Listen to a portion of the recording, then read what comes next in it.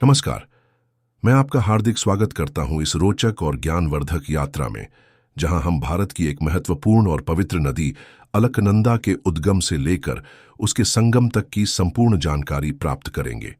यह केवल एक नदी की भौगोलिक यात्रा ही नहीं, बल्कि एक आध्यात्मिक और सांस्कृतिक सफर भी है, जो हमें भारतीय सनातन परंपरा और प्रकृति के अद्भुत मेल का अनुभव कराता है। अलकनंदा नदी का उद्गम उत्तराखंड के चमोली जिले में स्थित सतोपंथ ग्लेशियर से होता है, जो समुद्र तल से लगभग 4150 मीटर की ऊंचाई पर स्थित है। सतोपंथ, जिसका अर्थ है सत्य का मार्ग, एक अत्यंत पवित्र स्थान माना जाता है।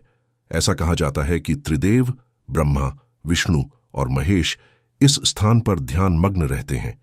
यहां से निकलने वाली जलधारा शुद्ध, निर्मल और शीतल होती है, जो हिमालय की गोद से बहती हुई अनेक तीर्थ स्थलों से होकर प्रवाहित होती है। अलकनंदा का प्रवाह अनेक धार्मिक और ऐतिहासिक स्थलों को जीवन प्रदान करता है। इसकी यात्रा के दौरान इसे कई अन्य नदियों से मिलन का सौभाग्य प्राप्त होता है, जिन्हें पंच प्रयाग कहा जाता है। प्रयाग का अर्थ होता है संगम या संगम स्थल, जहां दो या अधिक नदियां मिलती हैं। आइए जानते हैं इन 5 पवित्र प्रयागों के बारे में। विष्णु प्रयाग, यह पहला प्रयाग है जहां धौली गंगा नदी अलकनंदा से मिलती है। यह स्थान बद्रीनाथ धाम के मार्ग पर स्थित है और माना जाता है कि स्वयं भगवान विष्णु ने यहां तपस्या की थी। 2. नंद प्रयाग, यहां नंदाकिनी नदी अलकनंदा में समाहित होती है। यह स्थान अपनी धार्मिकता के लिए प्रसिद्ध है और मान्यता है कि राजा नंद ने यहां एक यज्ञ किया था, जिससे इस स्थान का नाम नंद प्रयाग पड़ा। 3. कर्ण प्रयाग, इस स्थान पर पिंडर नदी अलकनंदा में मिलती है।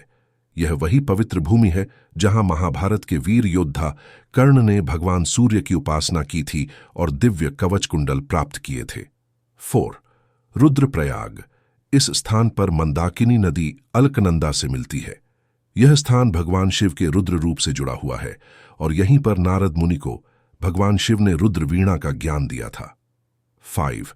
देव प्रयाग, यह अंतिम और सबसे महत्वपूर्ण प्रयाग है, जहां अलकनंदा और भागीरथी नदियां मिलकर गंगा का स्वरूप धारण करती हैं। यहां से आगे यह नदी गंगा के नाम से जानी जाती है, जो भारत की पवित्रतम नदी मानी जाती है। अलकनंदा केवल एक नदी ही नहीं, बल्कि भारतीय धार्मिक ग्रंथों में इसे देवी स्वरूप माना गया है। यह मान्यता है कि यह नदी स्वयं भगवान विष्णु के चरणों से प्रवाहित हुई है और इसका जल मोक्षदायी माना जाता है।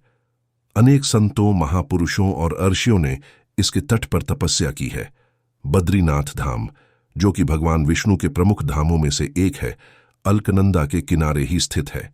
इसके अतिरिक्त महाभारत और रामायण में भी इस नदी का उल्लेख मिलता है। ऐसा कहा जाता है कि जब पांडव अपने अंतिम स्वर्गारोहण के लिए निकले थे, यह नदी न केवल धार्मिक दृष्टि से ही अंतिम पड़ाव की पारिस्थितिक और रुद्रनाथ और कल्पेश्वर मंदिर अत्यंत दोनों शिव मंदिर, यह उत्तराखंड के कई क्षेत्रों के लिए अलकनंदा जल का मुख्य स्रोत है और यहाँ कई जल संगम परियोजनाएं की यात्रा का समापन है। अलकनंदा और भागीरथी नदियों के मिलन के बाद श्रीनगर, यह गंगा के रूप में परियोजना प्रमुख है और हरिद्वार, अलकनंदा से जुड़े प्रमुख तीर्थ स्थल होते इस नदी के किनारे खाड़ी में कई प्रसिद्ध तीर्थ स्थल स्थित हैं। इस संगम का से कुछ महत्व है। बद्रीनाथ वह स्थान है जहां भगवान विष्णु का प्रमुख विराट स्वरूप में समस्त धर्म को जीवन इसका अत्यंत महत्व। इतिहास और धर्म हमें यह सिखाते हैं यह एक नदियां केवल जलधाराएं नहीं अपनी सांस्कृतिक विरासत और जीवन का आधार के किनारे स्थित होने के आज के समय में प्रदूषण और अनियंत्रित विकास के कारण इन पवित्र नदियों पर संकट मंडरा रहा है।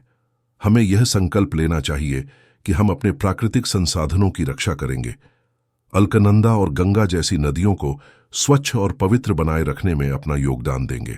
इस पवित्र नदी की यात्रा केवल एक भौगोलिक यात्रा नहीं, बल्कि एक आध्यात्मिक और सांस्कृतिक यात्रा भी है। अलकनंदा के प्रवाह में हमें भारतीय संस्कृति की महानता, पौराणिक कथाओं की गहराई और प्रकृति की अनुपम भेंट देखने को मिलती है। आशा करता हूं कि यह यात्रा आपको ज्ञानवर्धक और रोचक लगी होगी। यदि आपको यह जानकारी अच्छी लगी हो तो इसे दूसरों के साथ साझा करें, ताकि अधिक से अधिक लोग इस पवित्र नदी के महत्व को समझ सकें। धन्यवाद। फिर मिलेंगे एक और नई रोचक जानकारी के साथ।